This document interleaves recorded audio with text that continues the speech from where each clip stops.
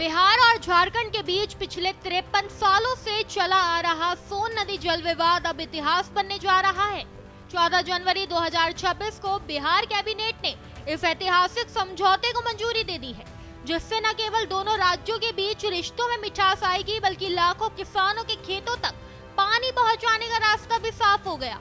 पिछले 5 दशकों से जिस सोन नदी के पानी को लेकर फाइलें धूल फांक रही थी, उस विवाद पर अब पूर्ण विराम लग गया है।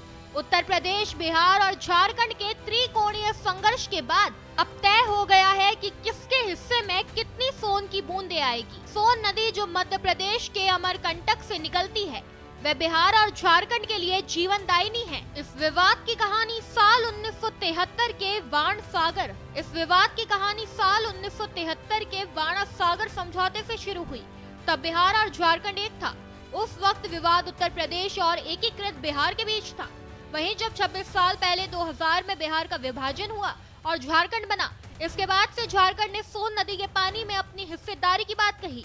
हालांकि मिली जानकारी के अनुसार 36 साल पहले ही इस परियोजना का डीपीआर सौंपा जा चुका था, लेकिन तकनीकी और राजनीतिक कारणों से मामला इतने लंबे वक्त तक लटका रहा। इस विवाद को सुलझाने की राह में सबसे बड़ा रोड़ा था इंद्रपुरी डैम। बिहार के रोहतास में माटियाव के पास ये डैम बनना था।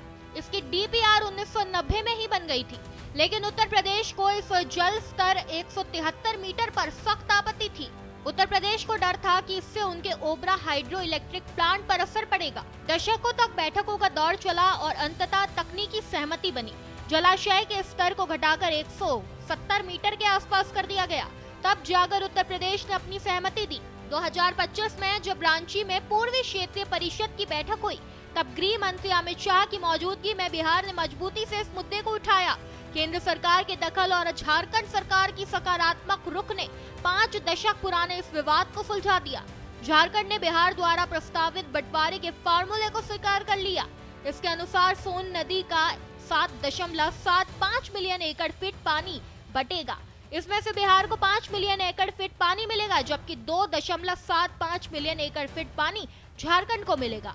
इसका सीधा फायदा बिहार के पटना, भोजपुर, रोहतास, औरंगाबाद, कैमूर, गया और अरवल जैसे जिलों को होगा, जहां सिंचाई के लिए सोन नदी ही एकमात्र सहारा है।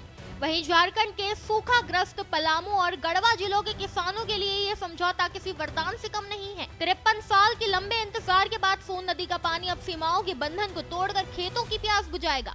ये उन लाखों किसानों की जीत है जिन्होंने पीढ़ियों से समझौते का इंतजार किया। आपको क्या लगता है, क्या इस समझौते से बिहार और झारखंड के विकास की तस्वीर पूरी तरह बदल जाएगी? हमें कमेंट बॉक्स में जरूर बताइएगा। खबर में बस इतना ही। ऐसे ही तमाम खबरों को जानने के लिए देखते रहिए भारत एक्सप्रेस बिहार झारखंड।